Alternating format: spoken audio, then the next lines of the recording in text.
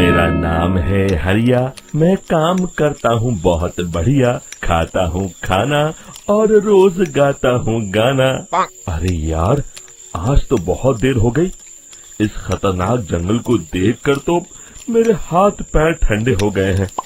अगर मैं वक्त पर गांव नहीं पहुंचा तो मालिक बहुत नाराज हो जाएंगे। तभी हरिया को एक आवाज सुनाई देती है। सुनिए हरु जी। अरे, ये आवाज किसने दी? तभी हरिया को सामने कुछ दूर एक औरत खड़ी दिखाई देती है। अरे भाई, ये औरत अकेली इतनी रात को इस जंगल में क्या कर रही है? चलकर पूछना पड़ेगा। फिर हरिया अपनी बैलगाड़ी उस औरत के सामने लाकर रोक देता है और उससे पूछता है। अरे सुनिए, आप इतनी रात को इस खतरनाक जंगल में अकेली क्या कर रही हैं?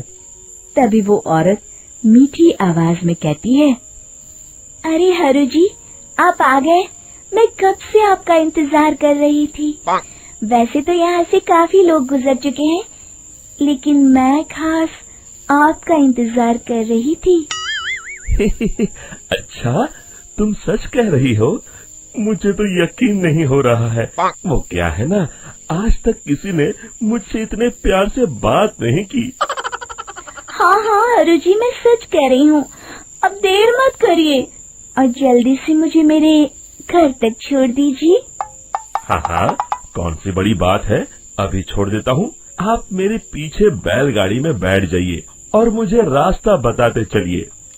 फिर वो औरत हरिया की बैलगाड़ी में बैठ जाती है और हरिया बैलगाड़ी हाँकता हुआ आगे चल पड़ता है। फिर उस औरत के बताए हुए रास्ते पर चलते चलते हरिया बैलगाड़ी लेकर एक काली गुफा के आगे आकर रुक जाता है। हरिया उस औरत से पूछता है, हाँ देवी जी, आपका घर कहाँ है? यहाँ तो एक गुफा के अलावा और कुछ नहीं है। तभी अचानक वो औरत हवा में उड़ने लगती है।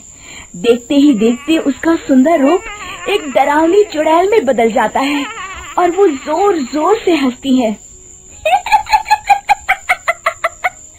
अरे तू तो एक नंबर का बेवकूफ निकला। तू तो बड़ी आसानी से मेरी बातों में आ गया। अरे मर गया रे, ये तो एक चुड़ैल है। हे भगवान बचा ले, ये तो बड़ी डरावनी दिखाई दे रही है। और फिर अगले ही पल हरिया की बैलगाड़ी में रखा सारा सामान हवा में उड़ता हुआ उस काली गुफा के अंदर चला जाता है और वो चुड़ैल भी उस गुफा के अंदर जाकर कहीं गायब हो जाती है। हरिया ये नजारा देख बुरी तरह घबरा और परेशान हो जाता है। अरे, ये चुड़ैल तो मेरा सारा सामान लेकर गुफा में गायब हो गई। अब क्या होगा? अगर मैं गांव खाली हाथ गया तो मालिक मेरी अच्छी खबर लेंगे। मेरी इस बात का कोई यकीन भी नहीं करेगा। फिर आखिर वही हुआ। हरिया के मालिक चंपक सेठ को हरिया की किसी भी बात पर रत्ती भर भी यकीन नहीं हुआ। चंपक सेठ को लगा हरिया झूठ बोल रहा है और उसने ही लालच में आकर सारा सामान हड़प कर लिया है। फिर हरिया को बेईमान समझकर चंपक सेठ उसे काम से निकाल देता है। अगले दिन अपनी दुकान में परेशान बैठा चंपक सेठ गुस्से में बड़बड़ाता है। अरे, दुकान में तो सामान बिल्कुल भी नहीं है। अब मुझे ही शहर जाकर सामान लाना होगा। फिर वो अपनी बैलगाड़ी लेकर शहर चला जाता है। शहर से सामान लेकर जब चंपक सेठ वापस गांव लौट रहा होता है, तभी उसे एक आवाज सुनाई देती है। चंपक जी, ओ चंपक जी। अरे, ये तो कोई मेरा नाम लेकर मुझे पुकार रहा है। फिर उस रास्ते में वही औरत खड़ी दिखाई देती है। फिर क्या था, हरिया की तरह चंपक सेठ भी उस औरत के पास अपनी बैलगाड़ी लेकर जाता है और वो भी उसकी चिकनी चुपड़ी बातों के मुंह जाल में फंस जाता है। फिर चुड़ैल उसे भी अपनी गुफा तक ले जाती है और उसका सारा सामान लेकर गुफा में गायब हो जाती है। बेचारा चंपक सेठ लाचार होकर खाली हाथ गांव लौट आता है। फिर ये उस जंगल में रोज की बात हो जाती है। जो कोई भी शहर से कुछ लेकर गांव की तरफ लौटता, वो चुड़ैल उसे बेवकूफ बनाकर उसका सारा सामान लेकर गुफा में गायब हो जाती। एक दिन हरिया एक लकड़हारे को उसी जंगल की तरफ जाते हुए देखता है। फिर हरिया उसे रोकते हुए कहता है, अरे भाई, क्यों अपनी मौत को दावत दे रहे हो?